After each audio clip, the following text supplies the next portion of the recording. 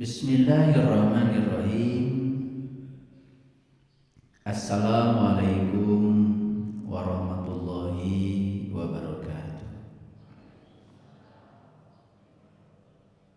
Salam sejahtera untuk kita semua. Om Swastiastu, Namo Buddhaya. Salam kebajikan, Sampurasun. Rahayu Sagung Dumadi. Semoga seluruh makhluk hidup di semesta ini, baik yang kelihatan maupun yang tidak kelihatan, di setiap ruang dan waktu, di semua tingkatan, senantiasa hidup berbahagia. Semoga kita yang masih diberikan pinjaman kehidupan bisa menjadi sumber cinta, sumber kebahagiaan, sumber ketentraman, sumber kedamaian. Siapapun yang bertemu dengan kita tidak berkurang kebahagiaannya. Siapapun yang bertemu dengan kita selalu merasa aman, terlindungi, karena kita sudah menjadi sumber sukacita bagi seluruh semesta. Diberi pinjaman kehidupan itu merupakan sebuah kesempatan bagi kita untuk terus menempa diri, meningkatkan kedewasaan. Karena Allah menyatakan di Quran, tidaklah aku memanjangkan umurmu kecuali untuk berpikir. Jadi kata Quran, panjang umur itu tujuannya adalah agar kita bisa berpikir. Apa artinya berpikir? Berpikir itu bukan menghitung uang. Berpikir itu bukan menghafal itu, menghafal ini, bukan. Berpikir berarti menggunakan pikiran. Kapan kita menggunakan pikiran dan siapa pengguna pikiran itu? Karena pikiran ini adalah instrumen, alat, maka pengguna pikiran itu adalah kesadaran. Jadi siapa orang yang berpikir adalah orang yang kesadarannya sudah mampu mengendalikan pikirannya.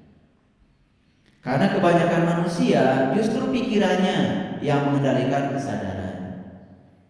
Sehingga kebanyakan manusia setiap saat tidak menjadi diri sejatinya, hanya menjadi diri palsunya. Itu yang disebut dengan ego. Ketika hidup dikendalikan oleh ego, bersiap-siap saja untuk mengalami berbagai macam masalah, penderitaan, kesedihan, itulah. Tetapi mereka itu yang namanya penderitaan, kesedihan dihadirkan oleh semesta hanya untuk menegur kita bahwa hidup kita ada yang harus diperbaiki. Jadi stop dari sekarang berpikir bahwa penderitaan, kesedihan itu adalah musibah, atau apalagi disebut sebagai siksaan, apalagi disebut sebagai kutukan, azab dari Allah. Mana mungkin Allah yang maha cinta, maha pengasih, maha penyayang mengutuk hambanya sendiri. Mana mungkin Allah yang maha cinta, maha pengasih, maha penyayang menghinakan ciptaannya sendiri. Jadi kita ini selama ini mempersepsi Allah itu bertolak belakang terkadang dengan sebutan-sebutan yang kita sampaikan kepada Allah. Katanya Allah itu Ar-Rahman, Ar-Rahim. Tapi di sisi lain kita masih mempersepsi seakan-akan Allah itu baik kepada kita kalau kita baik kepadanya. Dan Allah itu jahat dan tidak baik kepada kita, menghukum kita, mengazab kita kalau kita tidak baik kepadanya. Konsepsi tentang Allah yang semacam itu adalah menghinakan Allah sendiri. Allah itu tidak punya sifat seperti itu. Dia baik kepada kita bukan karena kebaikan kita. Dan kalau kita mendapatkan segala kehidupan yang menderitakan diri kita, itu pun bukan dari Allah. Itu adalah alarm, peringatan Akibat yang ditimbulkan oleh tindakan kita sendiri. Sederhana saja. Kadang-kadang kita suka berbicara, semoga penyakit saya segera dicabut oleh Allah. Suka begitu kan? Itu cara berbahasa yang tidak sadar. Secara tidak langsung kita sedang menuduh kepada Allah, seakan-akan Allah yang menanamkan penyakit itu pada diri kita. Lalu kita bilang semoga Allah mencabut penyakit itu. Padahal di Quran tidak ada kata-kata Allah memberikan penyakit, tidak ada. Tapi kata-kata bahwa Allah menyembuhkan penyakit ada. Fa iza maridtu fahuwa yashfin. Apabila kamu sakit, aku yang menyembuhkan. Ada ayatnya. Tetapi sakit itu bukan dari Allah. Sakit itu dari perbuatanmu sendiri. Nah, segitu cinta kasihnya Allah yang luar biasa, kamu saja yang membuat penyakit, Allah yang menyembuhkannya. Tidak pernah Allah mengatakan, karena kamu yang bikin penyakit, kamu sendiri yang harus tanggung jawab. Enggak begitu Allah. Jadi kita menempatkan Allah saja masih salah. Persepsi kita tentang Allah masih keliru. Itu yang dikatakan Allah dalam hadis kursi, aku bergantung sangkaan kamu. Jadi Allah itu menyatakan dirinya sebagai Rob. Rob itu adalah kehadiran, keberadaan. Kehadiran dan keberadaannya sudah cukup membuat segala sesuatu terjadi. Tetapi yang ingin menjadikan itu terjadi, itu adalah kita sendiri. Jadi kun fayakunnya Allah itu adalah beliau hadir sebagai fasilitator untuk membuat segala sesuatu terjadi. Tapi yang ingin segala sesuatu terjadi itu adalah kita sendiri. Kita sang kreatornya, kita sang penciptanya. Allah itu hanya mengikuti apa yang kita pikirkan, yang kita rasakan, yang kita bicarakan, yang kita lakukan berulang-ulang. Itu yang namanya doa. Pahami itu. Kalau ingin hidup menakjubkan, pahami itu. Makanya kita harus keluar dari zona nyaman kita, keluar dari kampung kita. Makanya di Quran surat An-Nisa ayat 66 Allah mengatakan, bunuhlah dirimu, keluar kamu dari kampung. Itu perintah. Dan jika kamu melaksanakan itu, maka itu lebih baik bagi kamu dan akan menguatkan imanmu. Itu Quran. Apa yang harus kita bunuh? Bunuh ego kita, bunuh diri palsu kita. Karena selama ini kita hidup dikendalikan oleh ego, diri palsu kita. Itu yang bernama pikiran. Pikiran mana yang disebut dengan ego? Pikiran yang belum tersentuh oleh cahaya ilahi. Saya pastikan ya, setiap pikiran yang belum diterangi oleh cahaya ilahi, belum ketemu nur ala nur, belum ketemu matahari rohani dalam dirinya, itu yang disebut dengan pikiran gelap. Dan itu yang selama ini mengendalikan kita, cuma kita tidak sadar. Oleh karena itu hari ini saya akan memberikan hadiah buat kita semua. Saya akan membuka rahasia berserah diri. Karena selama ini kita cuma bicara, ayo kita berserah diri, yuk kita berserah diri. Caranya seperti apa sih berserah diri? Sama seperti kita disuruh untuk ingat kepada Allah. Malah nyebut-nyebut nama Allah. Padahal ingat dan menyebut itu berbeda. Menyebut itu di sini pakai mulut. Ingat itu kan di batin kita. Dan setiap kita menyebut, kita mengklaim seakan-akan kita sudah ingat kepada Allah. Itulah sesungguhnya kita selama ini, gak jelas. Disuruh tobat malah minta ampun. Padahal tobat itu bahasa Arab, artinya kembali kamu pada jati diri. Tobat dan minta ampun itu sesuatu yang berbeda. Kalau kita sudah kembali kepada Allah, ya Allah akan mengampuni otomatis. Bahkan Allah mengatakan mengatakan, "Inna fatahna laka fatham mubina liyaghfira laka Allah ma taqaddama min dzambika wa ma ta'akhkhar." Hari ini kamu terbuka kembali penglihatanmu sehingga kamu bisa melihat jati dirimu kembali kepada Allah. Maka aku ampunkan bahkan dosamu yang lalu, termasuk juga dosamu yang akan datang. Begitu kata Allah dalam Al-Quran. Kita terlalu puas mengaku pedoman hidupmu apa? Quran. Pedoman hidupmu Quran dan hadis. Tapi dua-duanya tidak kita pahami, tidak kita pedomani, hanya dibaca berulang-ulang. Dan kita menganggap kalau sudah membaca berulang-ulang seakan-akan kita sudah soleh. Padahal membaca itu baru tahap awal untuk memahami. Dan kalau kita membaca kemudian kita tidak dapat petunjuk apa-apa yang dari yang kita baca, berarti kita melanggar ayat zalikal kitab la raiba fihi hudan lil muttaqin. Jadi kalau kita tidak dapat petunjuk ketika kita baca kitab suci, berarti kita belum tahu apa itu takwa yang sebenarnya. Oleh karena itu, mari kita bersyukur kita telah diundang oleh Allah di tempat yang penuh berkah ini. Oleh karena itu, mari kita sampaikan penghormatan kepadanya. Kita puji Dia bersama-sama membaca hamdalah. Alhamdulillahirabbil alamin. Mari kita mohon ridho dan berkah. Semoga Allah membukakan pintu kecerdasan kita, terutama kecerdasan yang melampaui pikiran yang terbatas dalam diri kita. Kita sapa asma Allah dengan kelembutan dan cinta, seraya membaca basmalah. Bismillahirrahmanirrahim. Jadi hari ini saya akan berbicara tentang rahasia berserah diri.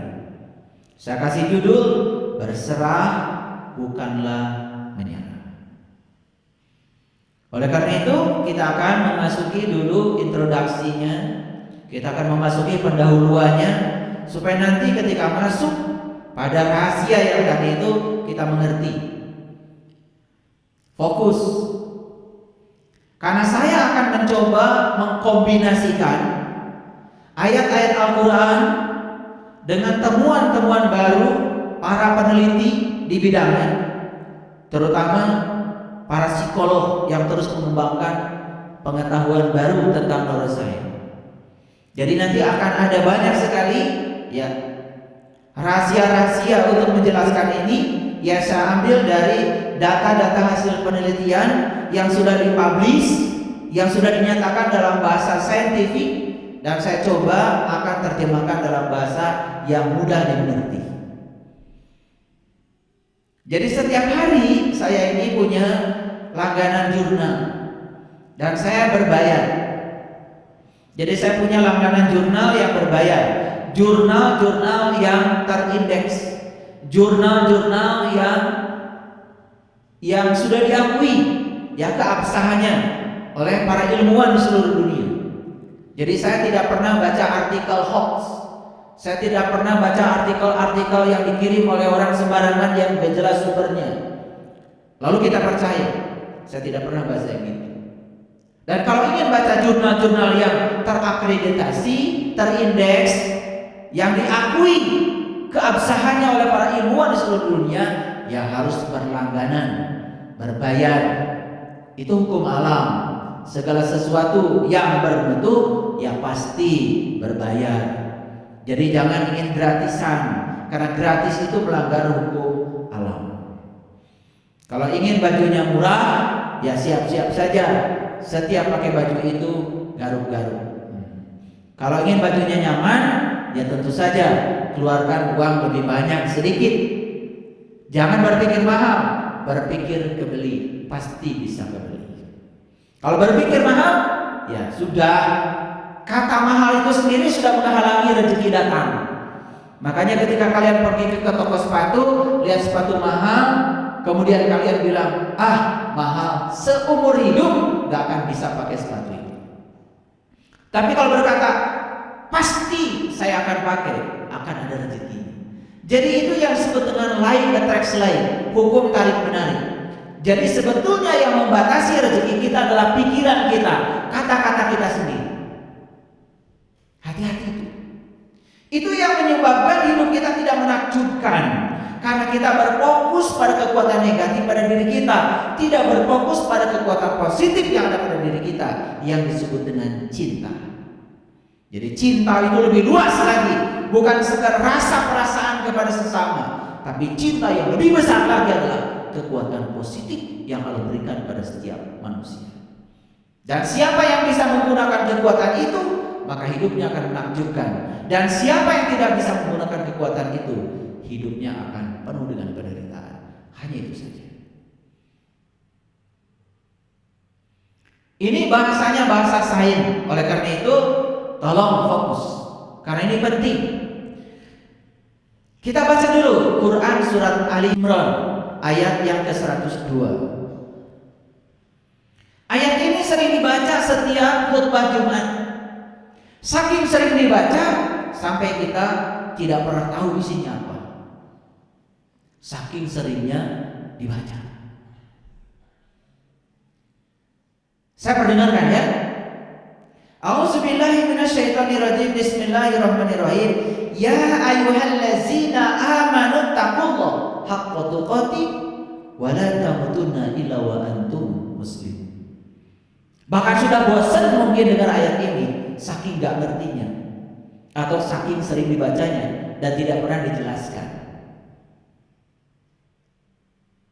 Oleh karena itu saya kasih tahu, kebenaran itu sangat sederhana. Karena kebenaran diletakkan di tempat-tempat yang sederhana. Kalau ada orang yang bercerita kebenaran ruwet, itu berarti bukan kebenaran. Karena ciri kebenaran itu sederhana. Saya masih ingat kata-kata Einstein dalam bukunya, sains itu adalah pemurnian pola pikir sehari-hari. Jadi sebetulnya apa yang sehari-hari kita dengar, kita lihat dimurnikan dalam bentuk logika yang murni dan jujur, itu menjadi sains.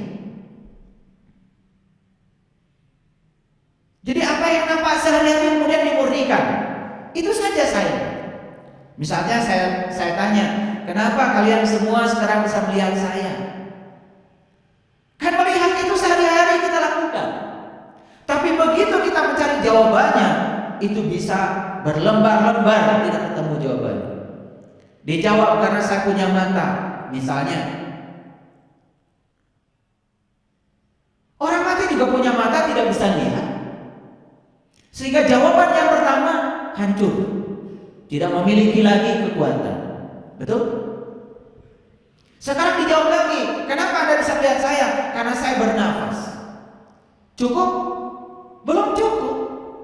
Betul, karena kehadiran nafas, maka saat hidup pada diri kita memberi daya pada mata kita, sehingga mata kita bisa melihat.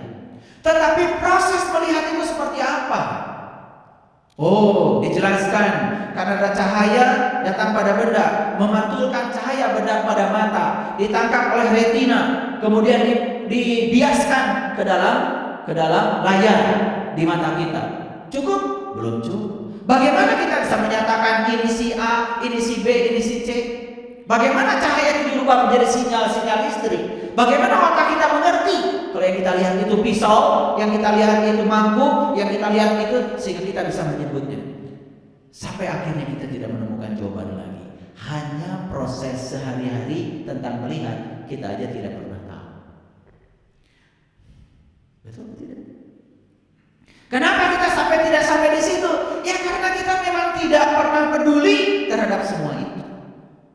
Belum lagi, kenapa kita bisa merasakan geli? Ayo, nanti kalau ditelusuri jawabannya nggak akan ketemu. Kenapa kita bisa membedakan ini panas, ini dingin? Gimana saraf kita secerdas itu? Sehari-hari kita cuma panas, manitis, cuma gitu aja.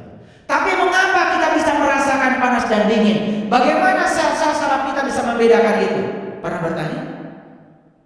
Itulah. Semuanya abai. Akibatnya kita ya gitu-gitu aja kesadarannya, tidak meningkat dari waktu ke waktu. Sama seperti saya bacakan ayat ini. Ayo kita dengarkan. Ya ayyuhallazina amanu. Stop sampai situ dulu. Hai orang-orang yang beriman. Kalau orang yang sadar ketika begitu mendengar itu, hai orang-orang yang beriman, dia pasti berpikir, siapa yang dihaikan? Saya atau bukan? Jangan ngaku-ngaku dulu. Jangan ngaku-ngaku dulu. Kita terlalu biasa ngaku-ngaku barjeng ceria. Begitu dikurang kata-kata, hai orang-orang yang beriman, langsung saja serempak semesjid peserta Jumatan mengatakan saya. Begitu? Itu yang disebut dengan rarasaan. Bukan rasa. Rasa dan rarasaan itu beda. Rasa dengan perasaan itu berbeda. Perasaan itu hanya pengakuan saja. Sedangkan rasa itu kebenaran. Coba kalau ditanya, matahari terbit dari mana? Dari timur. Terbenam di sebelah mana? Di barat. Perasaan atau rasa itu? Perasaan atau rasa? Tuh. Membedakannya gitu aja kalian belum tahu. Itu hanya perasaan kita saja. Kan matahari mah cicing. Kecuali matahari pagi-pagi nongol terus ya. Matahari tidak kemana-mana, cicing. Matahari itu adalah pusat tata surya. Yang bergerak itu bumi kita. Bumi kita tuh bergerak. Di samping dia berevolusi, dia juga berotasi. Dia tuh berotasi gini sambil berevolusi. Nah, bergerak di sumbu rotasinya namanya rotasi. Mengelilingi sumbu rotasi pun matahari itu namanya berevolusi. Kartos. Jadi matahari mah nggak pernah kemana-mana. Yang bergerak itu bumi. Sehingga akibat bumi itu berotasi dan berevolusi, terjadilah siang dan malam. Jadi terbit dan terbenam matahari itu bukan berarti matahari itu pagi-pagi datang, sore tidak ada, bukan begitu. Karena bumi kita yang berrotasi dan berevolusi. Jadi yang benar itu matahari itu diam, bumi kita yang bergerak. Itulah bedanya rasa dan rarasaan. Rarasaan teges sholat. Ditanya oleh saya tadi, sholatmu mengingat apa? Segala emut. Bahkan apa yang tidak diingat ketika tidak sedang sholat, ketika sholat itu mendadak ingat. Maka kita menjadi gede rasa karena rarasaan. Rarasaan teges sholat, asa menang pahala jaga di akhirat. Asa surga teh geus asupan kurang. Itu rasa apa rasa? Rasa. Kalau sholatnya sudah sampai pada rasa, sudah tidak lagi memikirkan pahala, sudah tidak memikirkan surga, sudah tidak memikirkan neraka. Yang dia lakukan setelah sholat, kesadaran apa yang terjadi pada diri saya? Setelah sholat, sifat ulas asih yang mana yang tumbuh pada diri saya? Setelah sholat, apakah saya dirindukan kehadirannya atau tidak oleh tetangga saya? Itu yang harus dipertanyakan pada diri kita. Itu bedanya rasa dan rarasaan. Bedanya rasa dan perasaan. Coba kita sekarang tanya, ya ayyuhallazina amanu, hai orang-orang yang beriman, pernah nggak kita diam sejenak? Saya dihaikan enggak? Pernah gitu? Enggak. Kalau sudah pakai peci kayak gini, udah pakai baju kayak gini, rasanya saya yang dihaikan. Betul nggak? Betul nggak tidak? Itu yang namanya GR. Yang paling berbahaya GR itu urusan spiritual. Itu yang disebut dengan GR spiritual. Padahal itu rarasaan, bukan rasa. Kalau kita jujur, tanya iman itu apa? Pernah nanya? Gak nanya. Kalau nanya ada jawabannya. Kata Nabi, al-iman tasdiqun bil qalbi wa iqrarun bil lisan wal amalun bil arkan. Kata Nabi, iman itu adalah pembenaran oleh kalbu. Tanya lagi lebih dalam lagi, apa itu kolbu? Bagaimana cara kolbu membenarkan sesuatu? Harusnya gitu kalau ngaji. Dapat lagi jawabannya, kata Allah, langit dan bumi tidak akan cukup menampung zatku, tapi kolbunya orang yang beriman, itulah rumahku. Oh, ternyata kolbu itu adalah rumahnya Allah, kata Allah. Bagaimana kolbu bisa membenarkan kalau itu rumahnya Allah? Pertanyaan berikutnya, setiap rumah pasti ada pintunya, setiap pintu pasti ada kuncinya. Di mana Allah meletakkan kuncinya? Supaya saya bisa berkunjung ke rumah Allah, agar saya bisa bertemu dengan Dia dan bisa menyaksikan Dia. Setelah itu saya bisa mengingat Dia berdiri, duduk dan berbaring. Gitu gak ngaji? Enggak. Karena orang mengatakan iman itu percaya, pokoknya percaya. Tahu nanya? Kakara seni dayana ya. Makanya beruntung kalian hari di sini. Saya ingin mengajarkan kesadaran. Percaya itu kudu ada buktinya. Percaya itu harus ada bukti. Kalau tidak ada bukti, layak untuk tidak dipercaya. Dan agama itu bukan paksaan. La ikraha fid-din. Karena tidak ada paksaan dalam agama. Setiap apapun yang kita yakini, yang kita percayai, harus ada bukti. Percaya Allah saya dekat jeung urang, bahkan lebih dekat daripada urat nadi. Diri kita sudah membuktikan. Sudah membuktikan. Kumaha rek percaya. Tidak tertarik untuk membuktikan itu.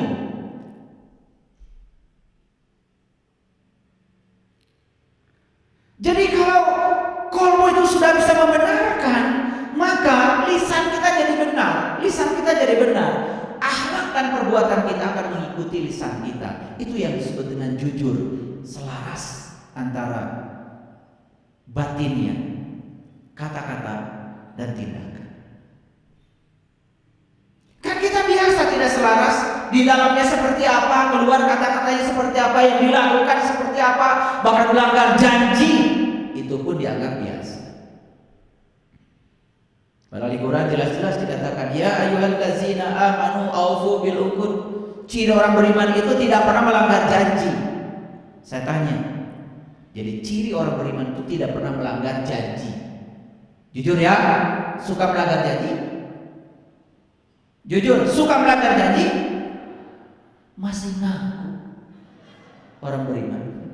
Pada ayatnya jelas, ciri orang beriman itu tidak pernah melanggar janji. Kita melanggar janji masih ngaku. Coba, geus puguh bauna masih ngaku tarasi. Karena nama itu baru ada melekat kalau ada cirinya. Nanti maksud saya, ciri saya, ciri ceramah saya itu punya ciri tersendiri. Hilang cirinya, hilang namanya. Karena nama itu ada kalau ada ciri, ada alamatnya, ada adresnya. Betul? Pertanyaan saya, ya ayyuhallazina amanu, hai orang-orang yang beriman, berani ngaku saya yang dihaikal? Berani?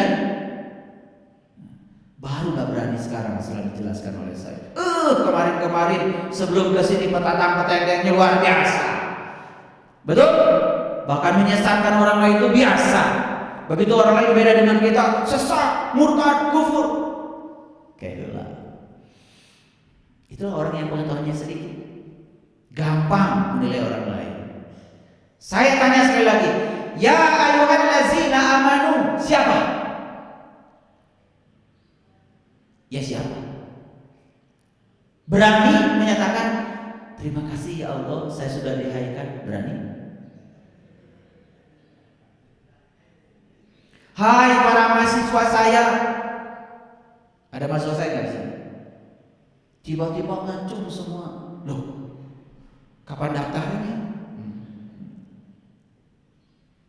Jadi kalau ada kata-kata yang semacam itu di Quran, ya ayyuhallazina amanu, stop, renungkan. Saya bukan. Kalau saya ini tidak layak dihaikan, gimana caranya supaya besok-besok saya layak untuk dihaikan? belajar Al-Quran surat Al-Mu'minun. Apa ciri orang yang beriman? Hadirkan ciri itu pada diri kita. Setelah hadir ciri-cirinya, baru dengan percaya diri mengatakan, semoga saya ya Allah. Cukup sampai di situ?